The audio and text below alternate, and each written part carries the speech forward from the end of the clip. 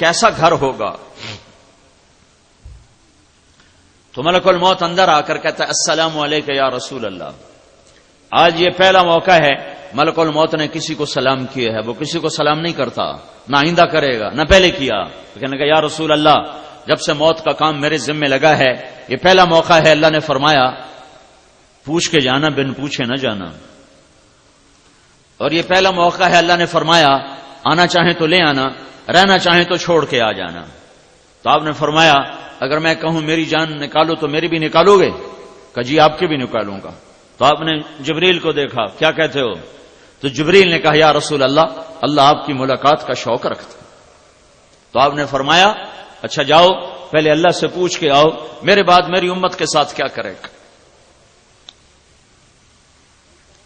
یہ نہیں فرمایا جاؤ پوچھ کے آؤ میرے بعد حسن حسین کے ساتھ کیا کرے گا.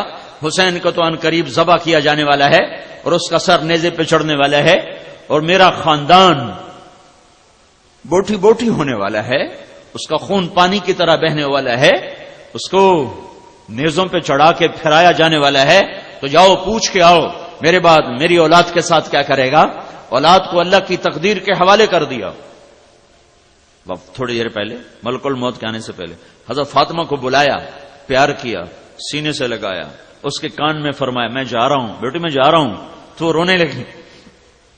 پھر ان کا کان اپنے پھر سینے پر سر رکھ کر کہا رو نہیں، رو نہیں، میرے بعد سب سے پہلے تیری میری ملاقات ہوگی. 6 مہینے بعد حضرت فاطمہ کا بھی انتقال ہوگا. پھر حسن حسین کو بلایا، دونوں کو یوں لے لیے، ایک ادھر ایک ادھر اس طرح، اور دونوں کو پیار کر رہے ہیں اور خاموش آنسو بہ رہے ہیں، خاموش آنسو بہ رہے ہیں. پیار کر رہے ہیں رو رہے ہیں، پیار کر رہے ہیں رو رہے ہیں، مسلسل رو رہے ہیں، مسلسل رو رہے ہیں کہ آگے نظر آ رہا تھا کہ یہ کس طرح سر کٹوا کے نیزے پہ چڑھے گا. واہ یا رسول اللہ، کمال ہی کر دیا. پھر علی کو بلوایا اور ان کا سر اپنی گود میں رکھا اور ان کی کمر پہ سے ہاتھ پھیرتے رہے اور دعا دیتے رہے. پھر ان کو بھی رخصت کر دیا. اب آیا ہے میرے رب کا پیغام. تو جبریل سے کہہ رہے ہیں اللہ سے پوچھ کے آؤ میرے بعد میری امت کے ساتھ کیا کرے گا. یہ نہیں کہہ رہے اہل بیت کے ساتھ کیا کرے گا، کہ وہ اللہ کی تقدیر کے سپرد. جا پیغام، جا میرا پیغام دے میرے رب کو، میرے بعد میری امت کے ساتھ کیا کرے گا. تو اللہ کا پیغام آیا کہ میرے محبوب میں تیرے بعد تیری امت کو تنہا نہیں چھوڑوں گا، ساتھ دوں گا، میرا ان پہ سایہ رہے گا. تو آپ نے فرمایا الآن قرت عینی، اب میری آنکھیں ٹھنڈی ہیں. اللہم الرفیق الاعلی، یا اللہ اب مجھے اپنے پاس بلا لے. مجھے میرے رب کی عزت کی قسم اگر اللہ کا نبی یہ سوال نہ اٹھاتا تو آج میں اور آپ بھی بندر خنزیر ہوتے، یا پتھروں میں دبا دیے جاتے، یا ہواؤں سے اڑا دیے جاتے، یا پانیوں سے بہا دیے جاتے، یا زمین میں دھسا دیے جاتے، یا آگ سے جلا دیے جاتے، یا صاعقہ برستی، یا بجلی کڑکتی، یا بادلوں سے آگ برستی اور ہم خس و خاشاک ہوتے یا راکھ ہوتے. جیسے اللہ نے پہلی قوموں کو کبھی بندر بنایا، کبھی خنزیر بنایا، کبھی پانیوں میں بہایا، کبھی ہواؤں سے اڑایا، کبھی زمین میں دھسایا، کبھی پتھروں کی بارش میں دبایا. میرے اور میرے رب کا کیا رشتہ ہے؟ بیچ میں محمد مصطفیٰ کے آنسو ہیں، فریادیں ہیں، ہے، نالے ہیں، رات کا رونا دھونا ہے. ان کے آنسوؤں کو دیکھ کر میرے رب نے کہا اچھا تیری امت کے ساتھ وہ نہیں کروں گا جو پہلوں کے ساتھ کیا. اگر یہ اس وقت نہ ہوتا تو میں اور آپ بھی انسان نہ ہوتے، کوئی اور نسل شکل میں نظر آ رہے ہوتے. الآن قرت عینی اللہم الرفیق الاعلی، اے اللہ میری آنکھیں ٹھنڈی ہیں، اب مجھے اپنے پاس بلا لے، میرا کام ہو گیا. پھر جاتے وقت بھی امت کو ہی نصیحت فرمائی ہے. سارے دین کا خلاصہ 2 باتیں، الصلاۃ وما ملکت ایمانکم، اے میری امت ایک نماز نہ چھوڑنا اور آپس میں سلوک رکھنا، ماتحتوں سے سلوک رکھنا، غریبوں سے سلوک رکھنا، آپس کا سلوک نہ خراب کرنا. حجۃ الوداع کا سارا خطبہ اخلاق ہیں، اخلاق. نماز کا ذکر نہیں، روزے کا ذکر نہیں، تسبیحات کا ذکر نہیں، تلاوت کا ذکر نہیں، عبادات کا ذکر نہیں. عرفات کا اور مینا کے دونوں 10 کا 11 کا 9 کا یہ تینوں خطبیں ساری کتابوں سے ڈھونڈ کر جب میں نے اس کا خلاصہ نکالا ہے تو سارے کا سارا اخلاق پر ہے، عبادات پر نہیں ہے، اخلاق پر ہے. کہ سب سے زیادہ یہ امت گھاٹا کھائے گی، اخلاق میں گھاٹا کھائے گی۔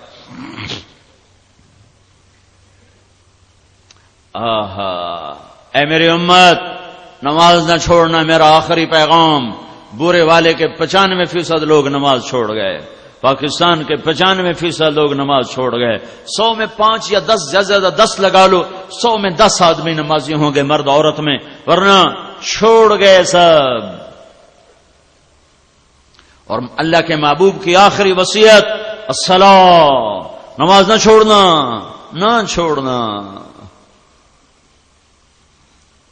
وما ملکت ایمانکم، یہ صرف ایک ایمانکم کی طرف نہیں، یہ پوری معاشرت کی طرف اشارہ ہے کہ آپس کے سلوک اور محبتوں کو باقی رکھنا، ایک دوسرے کی برداشت کرنا، اور خاص طور پر میری امت کے غریب، مسکین، مزدور، نوکر، ملازم، ملازمہ، گھر میں کام کرنے والیاں، کام کرنے والے، دفتر میں، کھیت میں، ان پر رحم کھانا، ان پر فرعون نہ بن جانا۔ اپنے ہاتھ سے ڈونگا چھوٹ کر ٹوٹ جائے تو عورت کہتی اوہ ڈونگا ٹوٹ گیا، اور نوکرانی کے ہاتھ سے پرچ بھی ٹوٹ جائے تو اس کو آخری حد تک پہنچا دیتی ہے کہ میرے اتنے قیمتی شرٹ کی پرچ تو نے توڑ دی۔ مالک کے اپنے ہاتھوں سے گاڑی لگ جائے کہتا او گاڑی لگ گئی، اور ڈرائیور کے ہاتھوں خراش بھی آ جائے تو نہ اس کی ماں چھوڑتا ہے نہ بہن چھوڑتا ہے کہ تو اندھا تھا، تجھے نظر نہ آیا، تو نے میری نئی گاڑی کو خراش لگا دی۔ یہ خراش تو مٹ جائے گی، پر اس گالی دینے سے جو اس کے دل پر خراش لگی ہے، اسے اب 7 آسمان کا پانی بھی نہیں مٹا سکتا ہے، نہ دھو سکتا ہے۔ اوہو میرے بھائیو، کیا کریں؟ جب علم غلط ہو جائے نا، عمل کی غلطی جلدی ٹھیک ہو جاتی، علم کی غلطی تباہ کر دیتی ہے۔ اور جب علم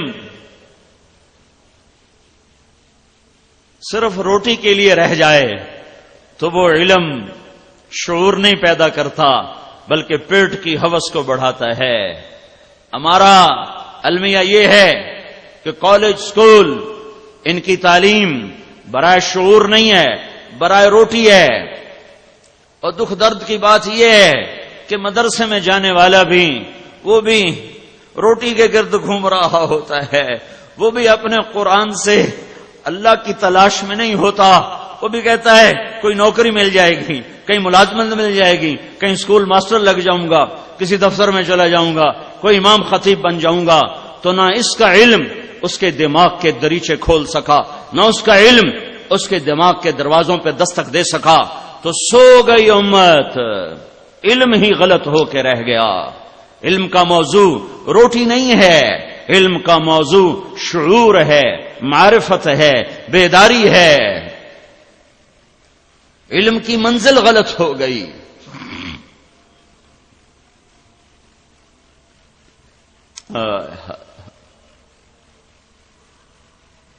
تو میرے نبی نے دنیا سے جاتے بھی دعوت ہی دیتا چلا گیا ہے، دعوت ہی دیتا، الصلاۃ وما ملکت ایمانکم، جاتے جاتے بھی تبلیغ ہو رہی ہے، جاتے جاتے بھی دعوت دی جا رہی ہے، اور پیغام دیا جا رہا ہے کہ مرتے مرتے بھی کرتے جاؤ، اللہ کا پیغام سناتے جاؤ۔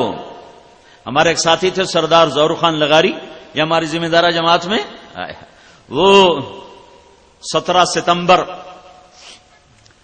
1999 ہم رائمنڈ سے فارغ ہوئے، اپنے اپنے گھروں کو، وہ گئے گھر، تو انہوں نے لاہور میں تھے، ویسے تو ڈیرہ غازی خان کے تھے، لاہور میں رہائش تھی فیصل ٹاؤن، تو وہ انہوں نے مسجد میں ان کا بیان طے کر دیا، گشت تھا تو وہ گشت کا بیان کر رہے، ان کا ایک ہی بیٹا تھا سامنے بیٹھا تھا، تو کچھ 15-20 منٹ بیان چل چکا تھا، تو انہوں نے وہ یہ کہہ رہے تھے اللہ تعالی نے فرمایا، یہ کہتے کہتے جان نکل گئی اور مر کے گرے، مر کے سامنے بیٹے کی گود میں گرے۔ اللہ تعالی نے فرمایا اور دھڑم، دعوت دیتے دیتے مر جاؤ۔ تو بعد میں ہمارے ایک ساتھی کو ملے تو انہوں نے پوچھا سردار صاحب آپ کے ساتھ کیا گزری؟ تو انہوں نے فرمایا کہ میرے اللہ نے، جب میری روح اللہ کے دربار میں پیش ہوئی تو اللہ تعالیٰ نے فرشتوں کو جمع کیا اور مجھ سے فرمایا اپنا بیان پورا کر لے، اپنا بیان پورا کر